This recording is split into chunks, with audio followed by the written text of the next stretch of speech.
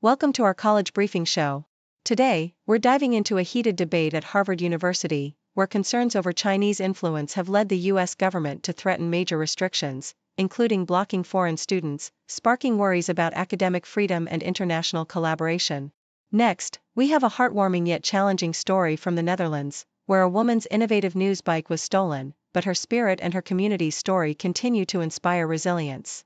Finally, in Texas, the state is making headlines by passing a law to display the Ten Commandments in classrooms, igniting discussions about the separation of church and state and religious freedom. Please continue to watch for more details and insights on these stories.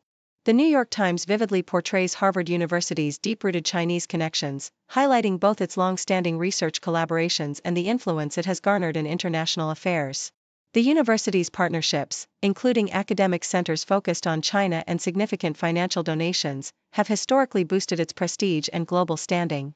Yet, recent scrutiny from the Trump administration has cast these ties in a suspicious light, accusing Harvard of facilitating Chinese influence operations, such as providing training to Xinjiang officials amid allegations of human rights abuses and enabling donations linked to China-US relations. Critics argue that these overlapping relationships, once seen as assets, now threaten national security and academic integrity, igniting fierce debates about the boundaries of international cooperation and the risks of foreign influence on American campuses. The BBC's heartfelt narrative details the personal impact of bike theft in the Netherlands, where cycling is woven into daily life like a cultural fabric. The author's cargo bike, transformed into a mobile news studio called the Bike Bureau, symbolized innovation, environmental consciousness, and the joys of motherhood, allowing her to report news from the streets while nurturing her daughter's curiosity about the world. Its theft, a commonplace crime in the Netherlands with over 86,000 bikes stolen annually, felt like losing a dear friend. Despite the community's efforts to recover it, the bike's disappearance raised broader issues about urban safety, cycling infrastructure, and the resilience of shared stories.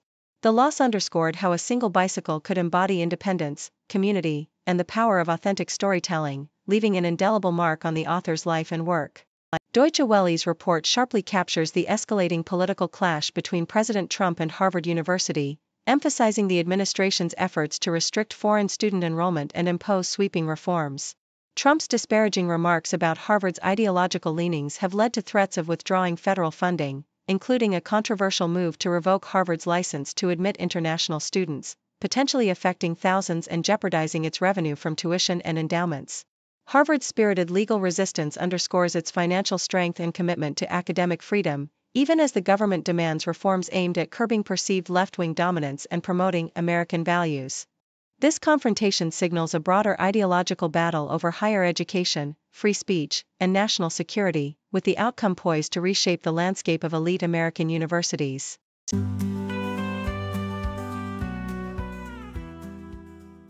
The Globe and Mail reports on a rising independence movement in Alberta, where a rally in Red Deer showcased the fervor of separatist sentiments.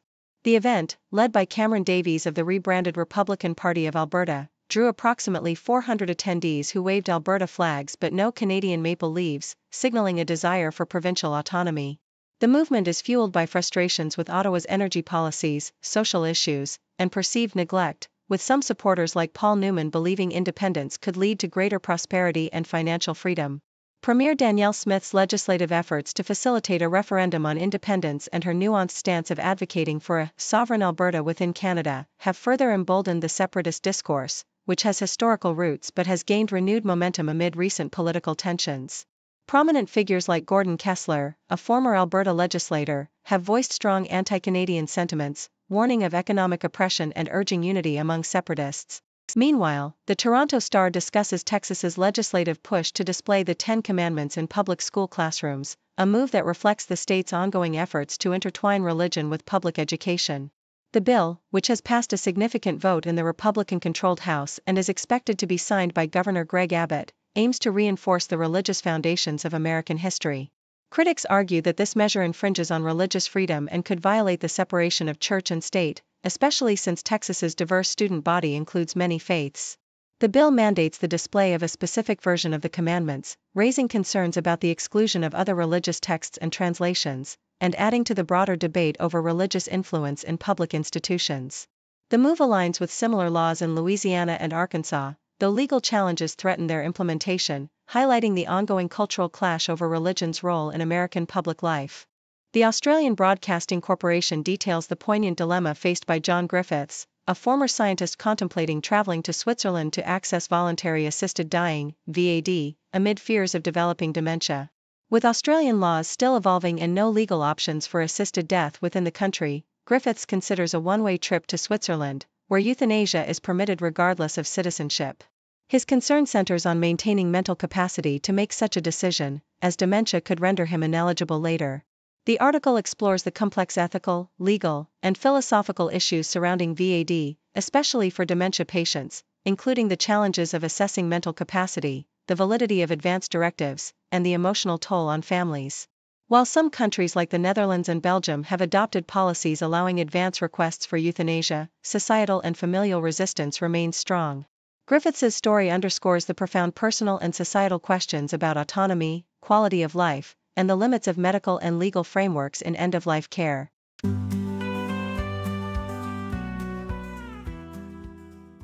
The New York Times vividly describes the grim reality of our daily interactions with technology, revealing that our phones are 10 times dirtier than a toilet seat, harboring an array of bacteria and microbes that thrive in constant contact with our hands and faces. Dermatologists warn that these germs can exacerbate existing skin conditions or potentially cause acne, especially in individuals with compromised skin barriers due to conditions like eczema or rosacea. The article emphasizes that while bacteria from phones alone are unlikely to cause acne in healthy skin, they can contribute to inflammation and flare-ups in those already prone to skin issues. Practical advice includes regular cleaning of phones with alcohol wipes, washing the face twice daily to remove excess oil and bacteria, and maintaining clean hands to minimize the transfer of germs. These simple steps aim to reduce the risk of bacteria-induced breakouts, reassuring readers that diligent skincare and hygiene can mitigate the impact of their devices on skin health. Meanwhile, the Australian Broadcasting Corporation reports a concerning surge in whooping cough cases in Western Australia's Kimberley region, where vaccination rates among young children are alarmingly low. After a period of no reported cases from 2021 to 2023, the region has seen 63 cases this year, with the numbers expected to surpass last year's spike. Experts highlight that whooping cough, a highly contagious bacterial respiratory disease, can be deadly for infants, especially those under 3 months old, and is spread easily through airborne droplets. The region's higher incidence is linked to factors such as increased testing post-COVID, a predominantly younger population, and a significant proportion of Indigenous residents who face higher risks. Public health advocates stress the importance of timely vaccination, including for pregnant women, and call for free immunizations to combat misinformation and improve vaccination rates, warning that the rising cases signal an urgent need for action to protect vulnerable populations. Yahoo US reports that Baltimore is set to enjoy a mostly sunny Memorial Day weekend, with the weather forecast promising clear skies and warm temperatures. Saturday will bring bright sunshine with temperatures reaching around 72 degrees, accompanied by breezes gusting up to 23 miles per hour. As the weekend progresses, the sun will continue to shine, with Sunday offering a pleasant high near 75, and Memorial Day itself expected to be mostly sunny with a high near 77 degrees. However, the forecast warns of possible rain and showers arriving early Tuesday and persisting into Thursday, hinting at a changeable week ahead. The Sydney Morning Herald details a brewing conflict within Victoria's Catholic schools, where teachers are expressing mounting frustration over wages and working conditions. Despite their uniform terms and conditions with other sectors, Catholic teachers are employed by numerous independent entities, complicating collective bargaining rights under the Fair Work Act. Many teachers, feeling undervalued and earning up to $10,000 less than their counterparts in other states, are prepared to strike if their union's demands for sector-wide industrial rights are not met. The situation is exacerbated by disagreements between the teachers' union and the Catholic Education Authority, with the latter resisting the union's push for a single-interest bargaining process, fearing it could delay negotiations and distract from current efforts. The Toronto Star reports on a historic milestone at the American University of Baghdad, which celebrated its first graduating class at a site once known as Saddam Hussein's Al-Fa Palace. Once a symbol of Saddam's regime, the palace was transformed into a modern university following the U.S. invasion and subsequent rebuilding efforts. The ceremony saw 38 graduates, including both men and women, receiving degrees in fields like business, sciences, and humanities. University President Dr. Michael Mulnix highlighted the institution's remarkable recovery from war-torn ruins, emphasizing its growing international partnerships and commitment to fostering adaptability among graduates amid Iraq's ongoing economic and security challenges. Despite concerns about brain drain and limited government employment, graduates expressed optimism about their prospects, viewing their education as a valuable investment in Iraq's future.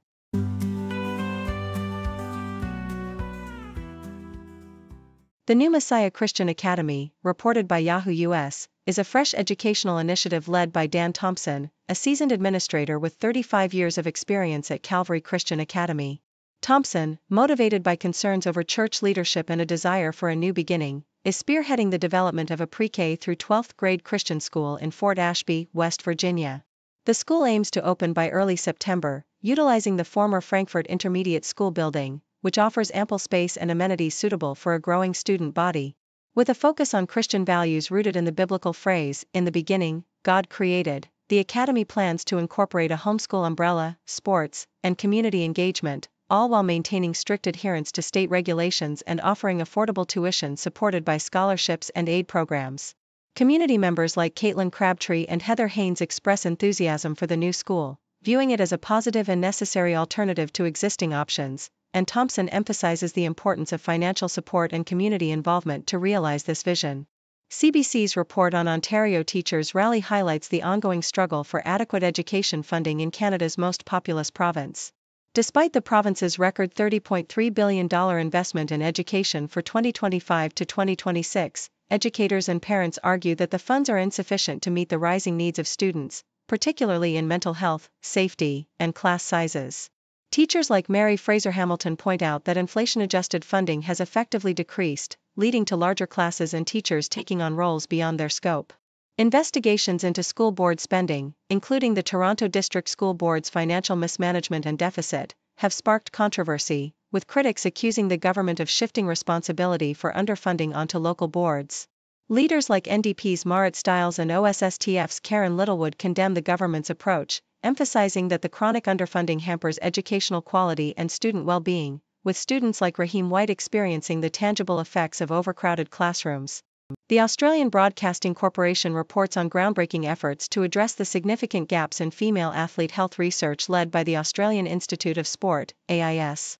Recognizing that most sports science studies have historically focused on male bodies, Australian researchers are developing an evidence gap map to evaluate existing research quality and identify critical areas needing attention, such as menstrual health, bone health, and injury prevention. The initiative is part of a broader movement to elevate women's health in sports, supported by international collaborations like the Global Alliance for Female Athletes. Dr. Rachel Harris, a former Olympian, emphasizes the urgent need for high-quality, sex-specific research to prevent misdiagnosis and improve health outcomes for women athletes, especially as awareness grows around issues like hormonal impacts and unique health challenges faced by diverse populations, including para-athletes. This effort aims to ensure that future research is transparent, accessible, and driven by the real needs of women in sports, with the hope that by Brisbane 2032, much more will be known to support female athletes' health and performance worldwide.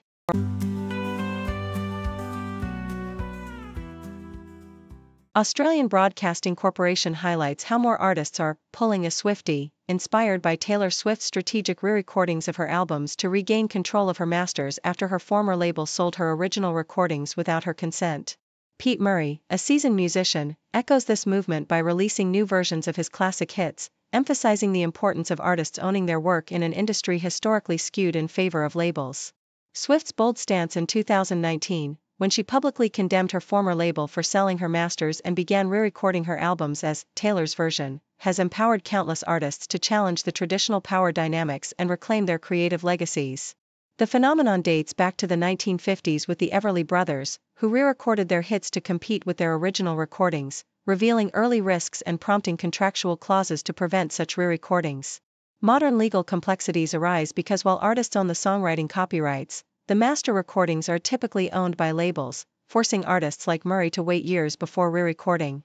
Industry insiders and artists advocate for fairer deals, with some labels responding by extending re-recording restrictions, reflecting ongoing tensions.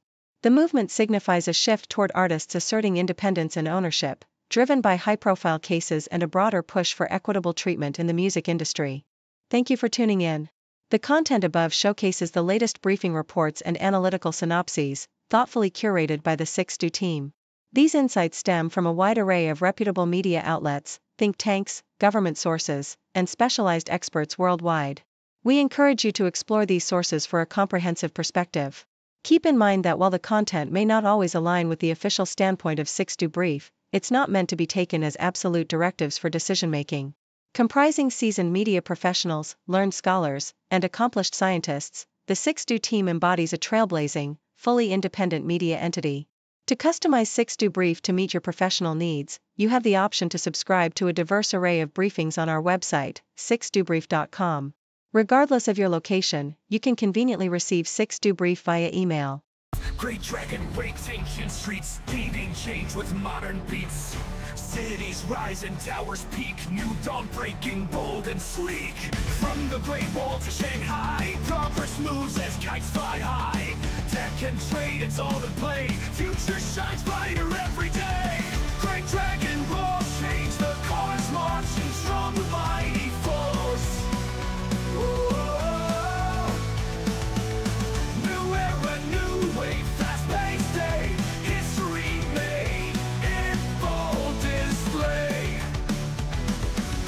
Politicians make their plea, voices blend in harmony.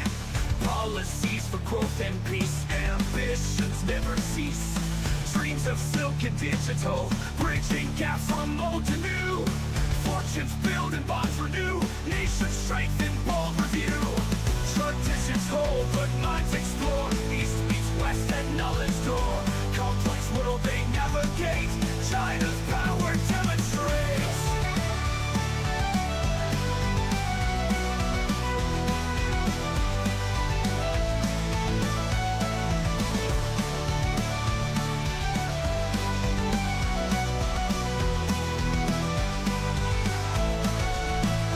From the Great Wall to Shanghai, progress moves as kites fly high. Tech and trade, it's all the play, future shines brighter every day. Great Dragon roars, change the course, marching strong with mighty force. New era, new way, fast-paced day, history made in bold display. Politicians make their plea, voices blend in harmony. Policies for growth and peace, ambitions their growth and peace. New era, new way, fast-paced day, history made in bold display. History made in bold display. Politicians make their plea, voices blend in harmony. Policies for growth and peace, ambitions never cease. Dreams of silk and digital, bridging gaps from old to new. Fortunes build and bonds renew, nations strengthen, bold review. Traditions hold but minds explore, east meets west and knowledge door. Complex world they navigate, China's power never cease. Dreams of silk and digital, bridging gaps from old to new. Fortunes build and bonds renew, nations strengthen, bold review. Traditions hold but minds explore, east meets west and knowledge door. Complex world